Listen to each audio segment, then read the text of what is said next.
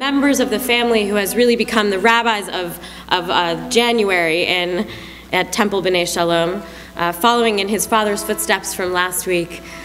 Jacob Kohn is going to be our speaker tonight.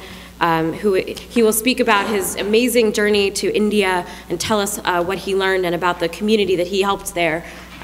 But I would encourage that the Kohn family not get too comfortable up here as much as we love them. Maybe Sue, next week you can lead services. What do you think? So Jacob, please come up and share your story with us.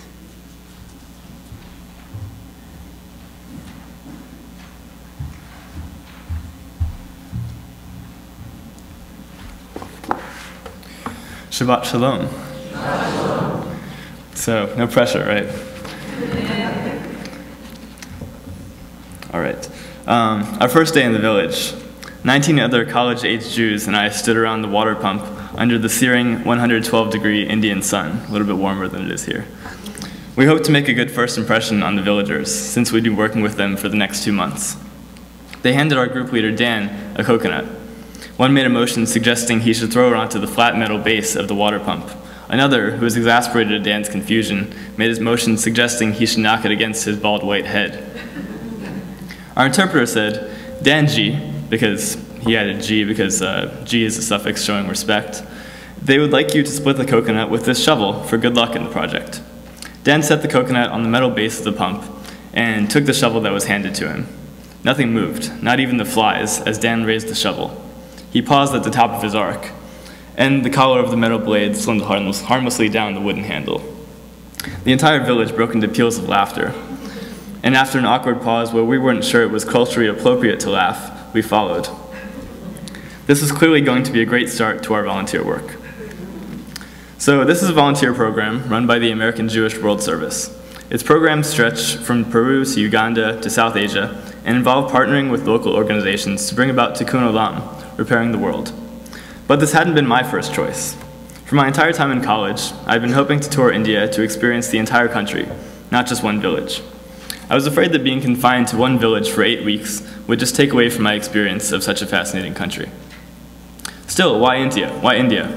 Even with all my positive experiences at TBS, firmly rooted in my Judaism, from my bar mitzvah to confirmation and beyond, I felt a connection to India that might have had to do with my pursuit of anything unique, non-Western, different from the norm. It led me to be the only white guy in the dance groups I joined in high school and college, whether in the traditional West Indian stick dance of Ras, the powerful moves of North Indian Bhangra, or the simple melodrama of Bollywood dance.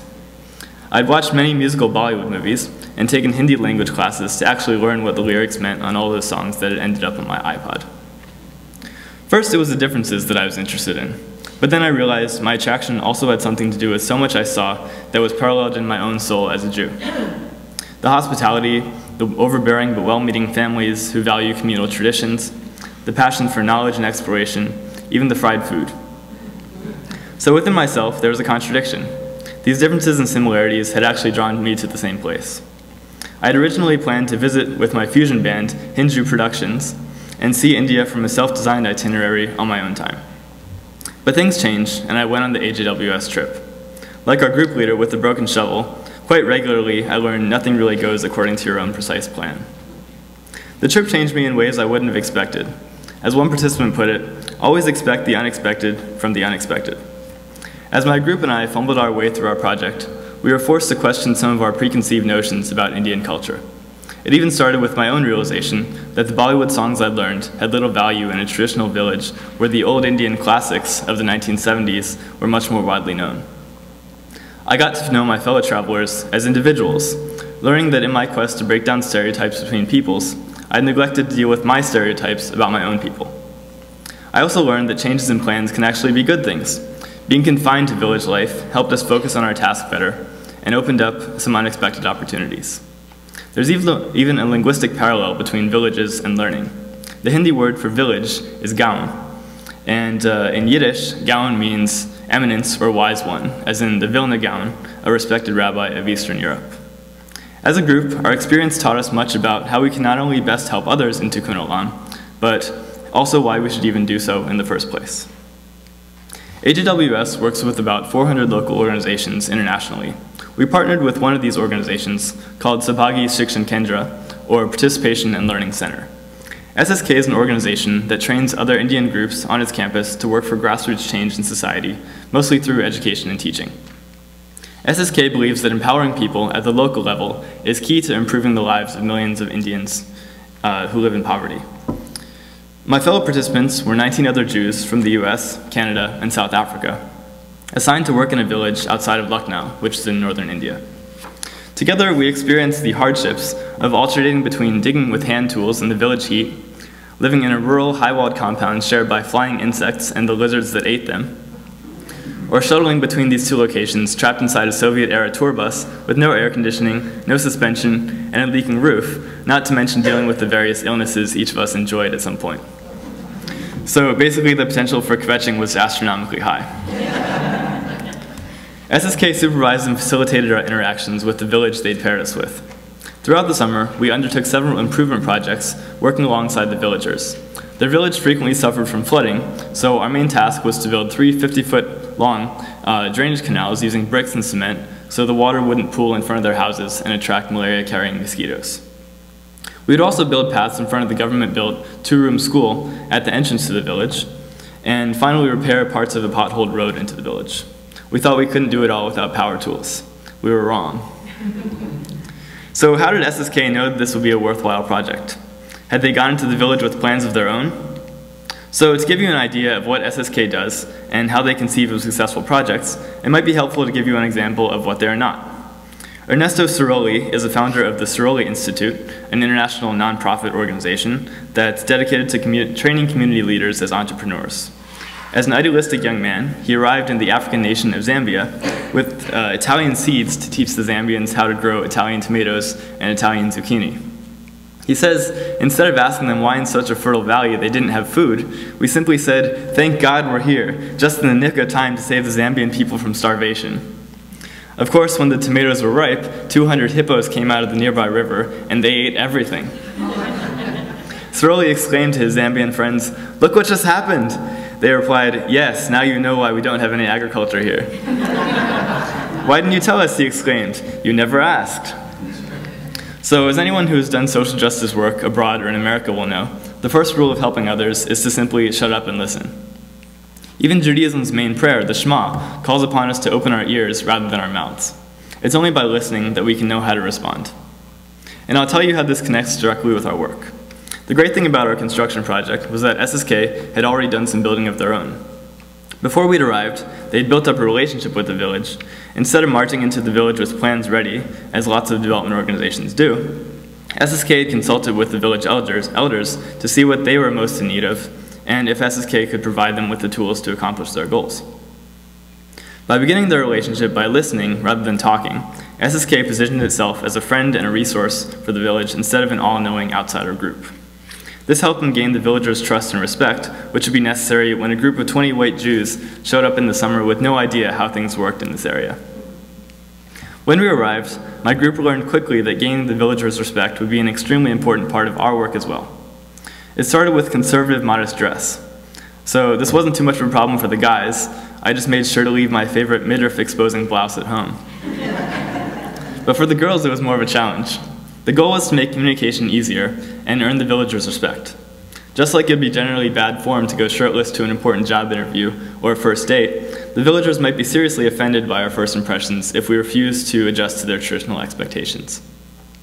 So we'd arrived in the strange land, like our ancestors before us when they left Europe, but rather than finding the limits of the old country removed, we found new limits within ourselves to contend with.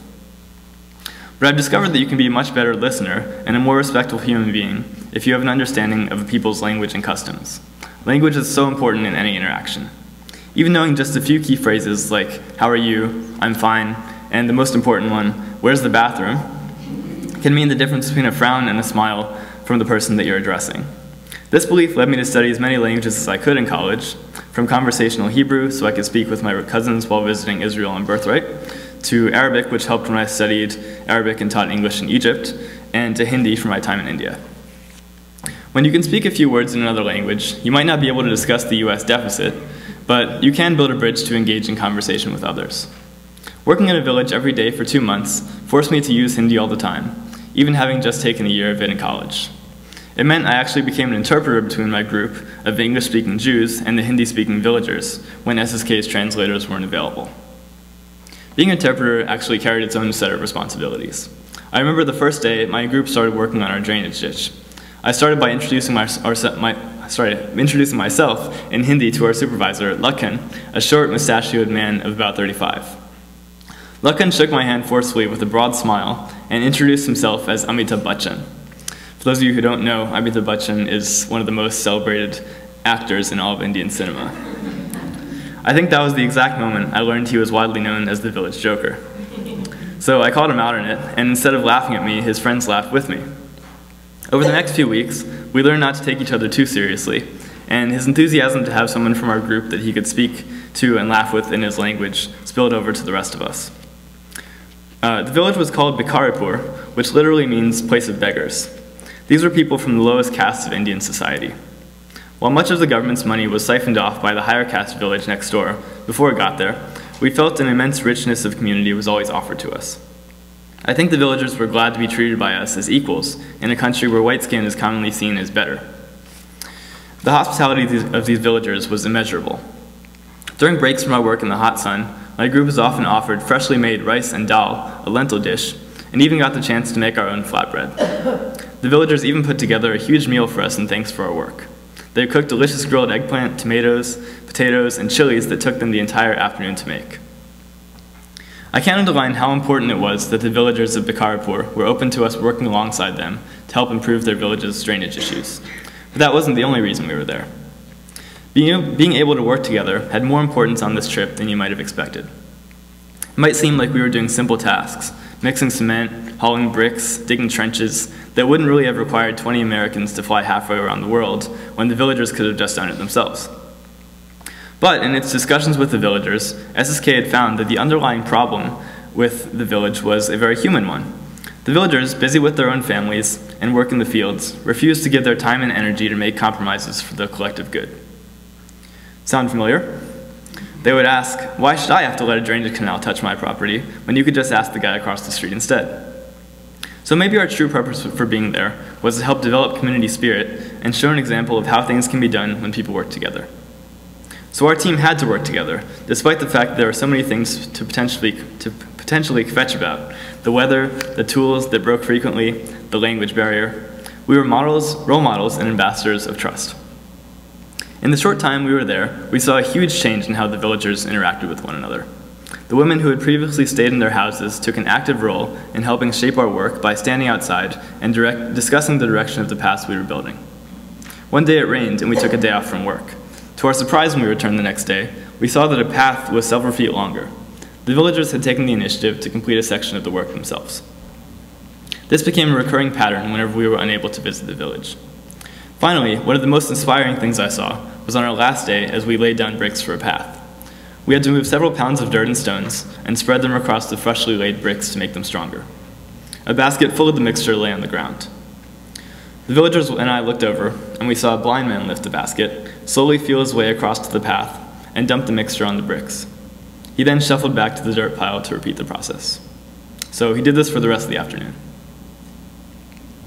Our experience had taught us that working for development to eliminate poverty is a process, not an end in and of itself. In life, too, it's not about the destination, but about the journey you took to get there. As Americans and Jews, an understanding of our history and our journey as people is so essential to understanding our destinations.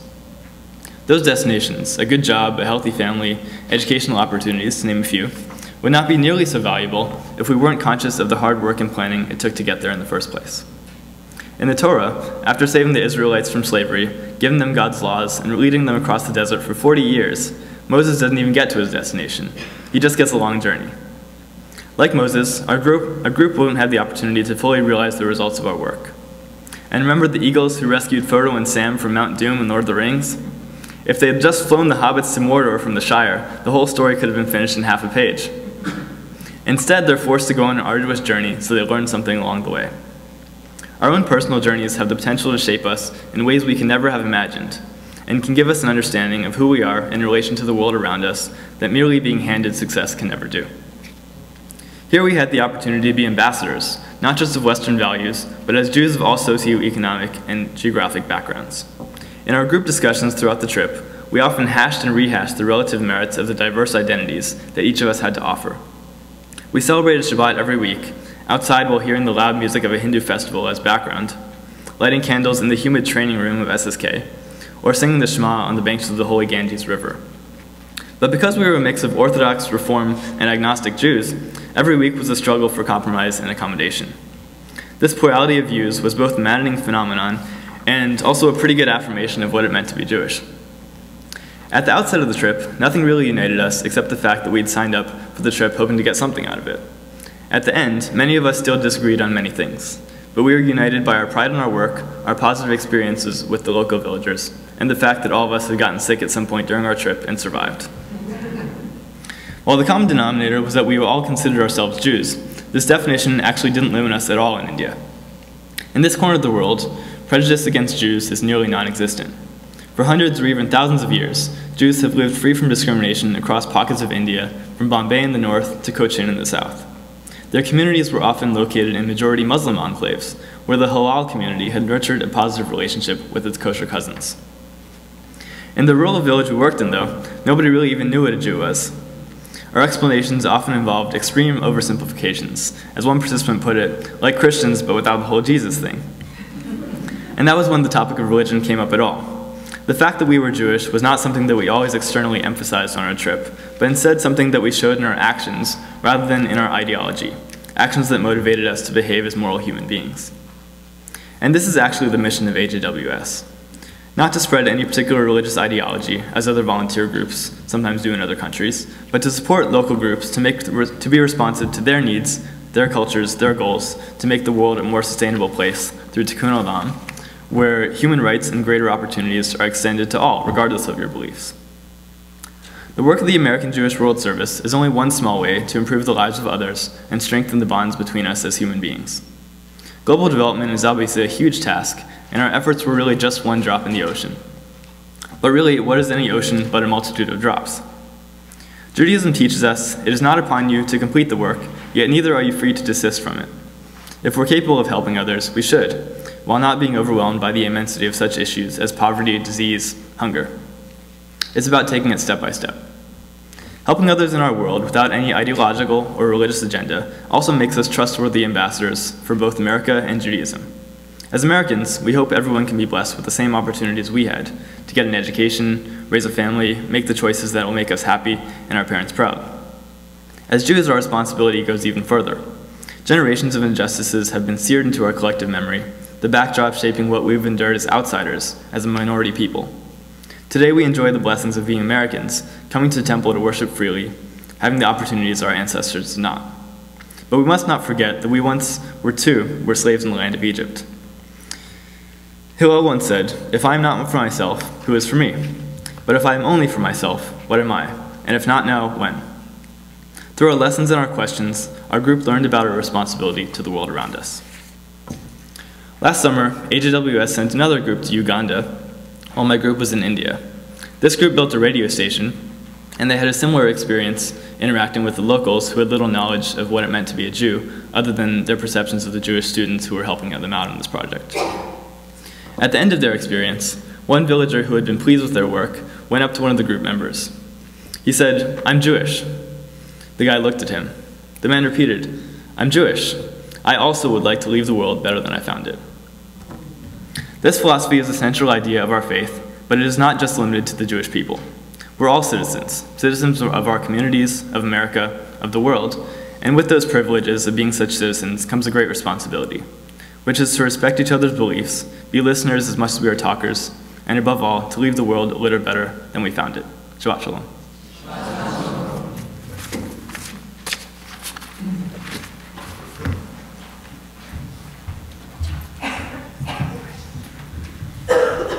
I don't think we could be prouder. And if you don't have to look very far to see someone changing the world, we talk about it a great deal, but you don't have to look much further to actually watch as we can change the world.